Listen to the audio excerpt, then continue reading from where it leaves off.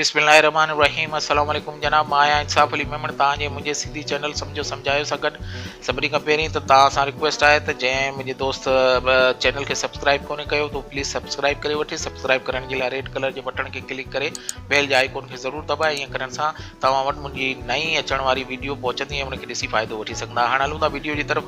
जनाब अॼु वरी आऊं हिकिड़ी एप्लीकेशन तव्हांजे लाइ खणी आयो आहियां जेका तमामु बहितरीनु आहे ऐं मुंहिंजो ख़्यालु आहे त तव्हांखे ज़रूरु हिकिड़ो दफ़ो इस्तेमालु करणु खपे।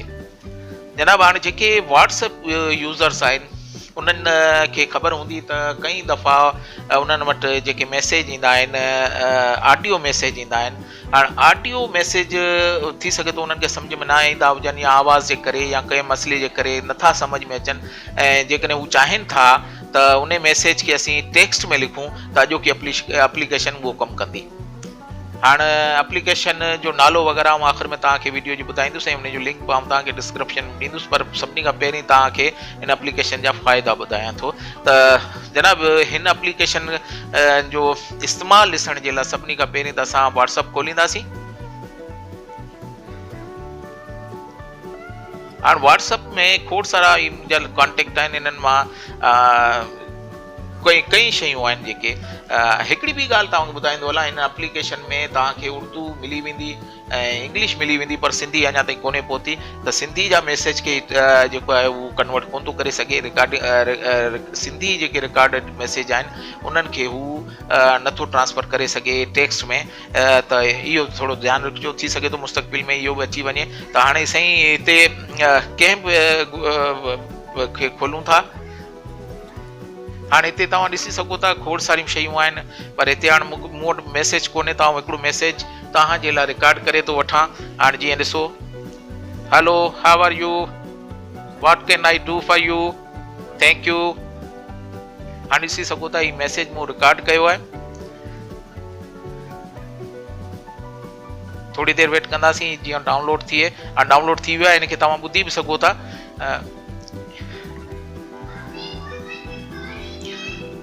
2:14 PM ते मूं कयो आहे, 2 सेकंड जो मैसेज आहे। अञा बि जेकॾहिं तव्हां चाहियो त थोरो हिनखे वॾो मैसेज करे था वठूं।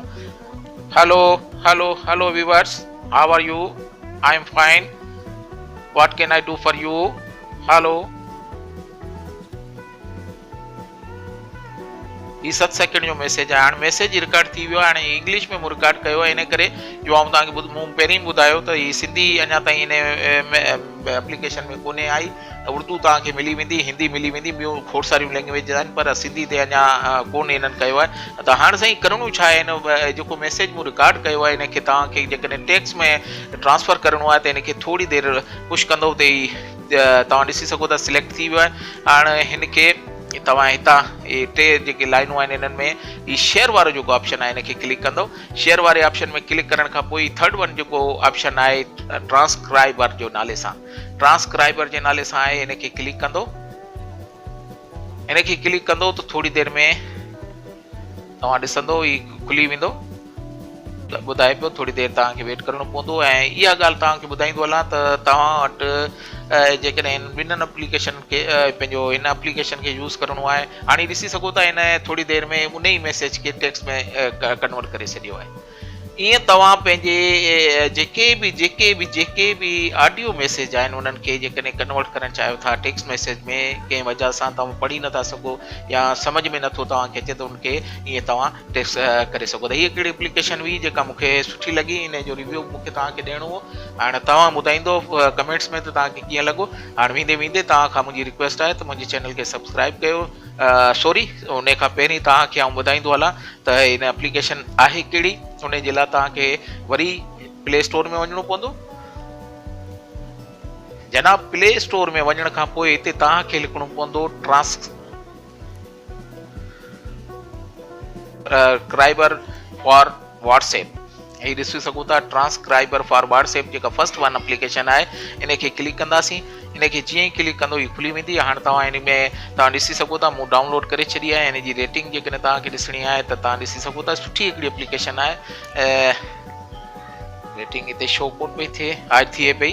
4.3 जी रेटिंग आहे ऐं तक़रीबन 82 मिनट 1 मिलियन माण्हुनि डाउनलोड इनके कयो आहे। सुठी हिकिड़ी एप्लीकेशन आहे, ज़रूरु इनके इस्तेमालु कजो। हाणे इन सां गॾु तव्हांखे इजाज़त वठां थो। मूं डाउनलोड करे छॾी आहे, तव्हांखे डाउनलोड करणी पवंदी। इन जो लिंक तव्हांखे डिस्क्रिप्शन में ॾेई छॾंदुसि, उतां तव्हां डाउनलोड करे सघो था।